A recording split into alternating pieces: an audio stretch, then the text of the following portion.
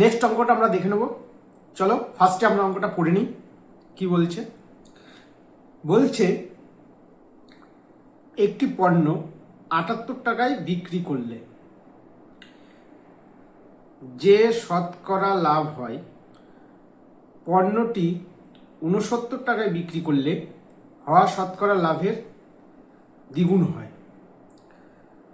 পণ্যটির ক্রয় মূল্য বা কস্ট প্রাইস কত? খুবই ইজি অঙ্ক, চলো স্টার্ট করা যাক। এক লাইনের মধ্যে অঙ্ক কমপ্লিট হয়ে যাবে।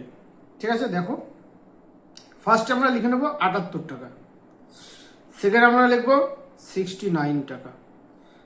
এইবার আমরা কি করব, এই দুটোর মাঝে ডিফারেন্স কত আছে 9, বিয়োগ করো, বিয়োগ করলে দেখবো 9 আসছে। তারপরে এখানেও একটা সংখ্যা হবে যাদের ডিফারেন্স হবে 9, কারণ বলেছে যে ৭৮ টাকায় বিক্রি করলে পরে দ্বিগুণ লাভ হয়।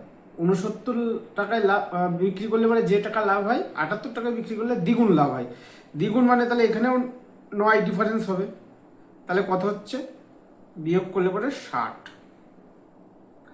দেখো 60 টাকায় বিক্রি করলে পরে 60 টাকা ক্রয় মূল্য হলে পরে বিক্রয় মূল্য যদি ৭৮ টাকা হয় তাহলে লাভ হচ্ছে 9, 9 যোগ করে দেবো 18। আর ৬৯ টাকায় বিক্রি করলে 9 টাকা লাভ হচ্ছে। বুঝতে পারলে? ৬৯ টাকায় বিক্রি করলে 9 টাকা, আর ৭৮ টাকায় বিক্রি করলে 18 টাকা, তাহলে দ্বিগুণ লাভ হয়ে যাচ্ছে। সুতরাং কস্ট প্রাইস